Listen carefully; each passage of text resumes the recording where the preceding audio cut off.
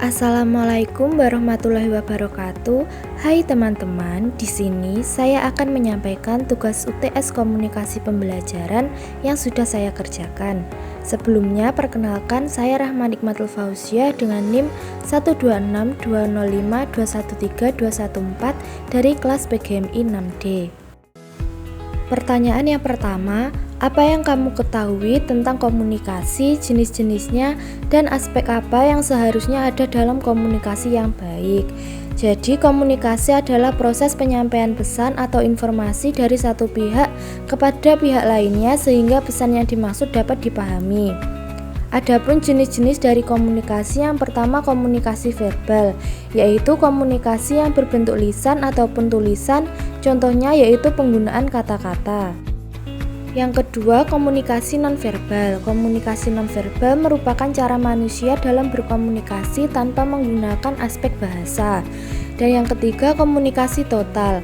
Komunikasi total merujuk pada keseluruhan spektrum dari model bahasa, yaitu bahasa lisan, bahasa tubuh, gerak-gerik tangan, membaca ujaran, dan juga pemanfaatan sisa pendengaran.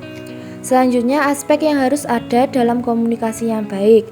Yang pertama, pesan atau informasi yang ingin disampaikan. Komunikasi harus memiliki pesan yang jelas, tepat, dan sesuai dengan situasi. Yang kedua, menerima dan menanggapi. Memahami dan menanggapi apa yang dibicarakan lawan bicara dengan baik, menghargai, mendengarkan, dan memperhatikan.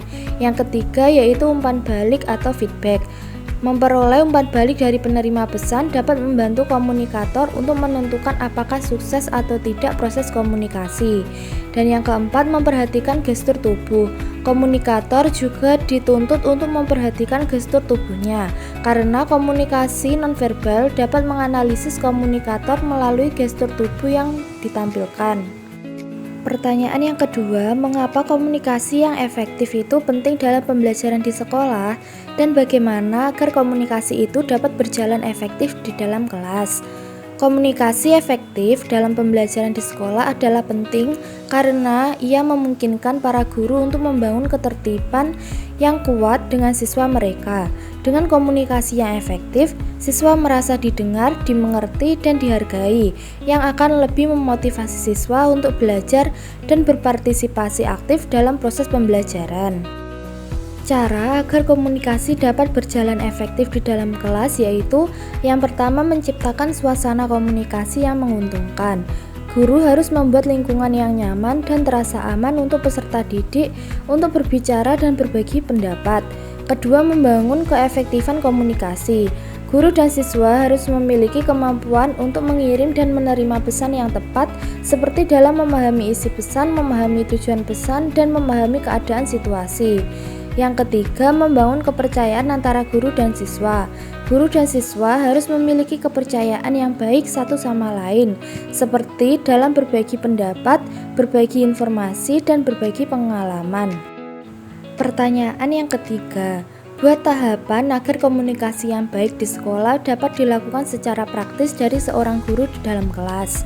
Yang pertama, menetapkan aturan dan harapan. Mulailah dengan menetapkan aturan yang jelas dan harapan yang diperlukan untuk komunikasi yang baik di dalam kelas. Pastikan siswa memahami pentingnya menghormati satu sama lain dan berpartisipasi secara positif dalam percakapan. Kedua, beri contoh yang baik. Guru harus menjadi contoh yang baik dalam komunikasi. Gunakan bahasa yang sopan dan santun, serta tunjukkan kesediaan untuk mendengarkan dan memahami pandangan siswa. Ketiga, dorong partisipasi. Aktif mengajak siswa untuk berpartisipasi dalam diskusi kelas. Berikan kesempatan bagi setiap siswa untuk berbicara dan dorong mereka untuk mengemukakan pendapat mereka dengan percaya diri. Keempat, gunakan teknik mendengarkan aktif. Tunjukkan minat dan perhatian saat siswa berbicara dengan menggunakan teknik seperti kontak mata, anggukan kepala, dan pertanyaan lanjutan untuk memperdalam pemahaman. Kelima, berikan umpan balik konstruktif. Berikan umpan balik yang jelas dan konstruktif kepada siswa tentang cara mereka berkomunikasi. Dorong mereka untuk terus meningkatkan keterampilan komunikasi mereka dengan memberikan saran yang berguna. Keenam, kelola konflik dengan bijaksana. Ketika konflik timbul di kelas, tangani dengan bijaksana. Beri kesempatan bagi semua pihak untuk berbicara dan cari solusi yang memuaskan semua pihak. Ketujuh, dorong kerjasama. Ajarkan siswa pentingnya bekerja sama dan mendukung satu sama lain dalam komunikasi. Buat kegiatan kelompok yang mendorong kolaborasi dan komunikasi efektif. Kedelapan, evaluasi dan tingkatkan. Secara teratur, evaluasi proses komunikasi di kelas dan identifikasi area di mana perbaikan diperlukan. Pertanyaan keempat, mengapa komunikasi bisa gagal dan bagaimana mengatasi kegagalan dalam komunikasi?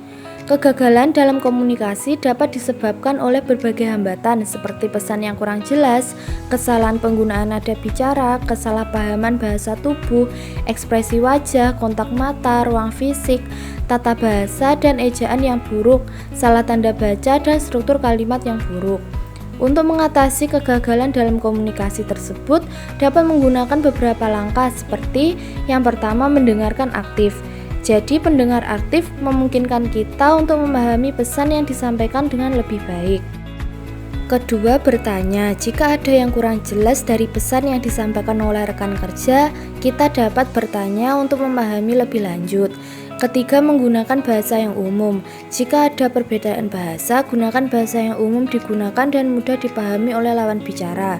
Keempat, memahami penerima pesan. Fokus pada pemahaman penerima saat berkomunikasi dapat membantu kita mengatasi hambatan komunikasi. Kelima, mengajak umpan balik. Memberikan dan menerima umpan balik dapat membantu kita meningkatkan kualitas komunikasi di kemudian hari. Sekian penyampaian tugas UTS dari saya. Wassalamualaikum warahmatullahi wabarakatuh.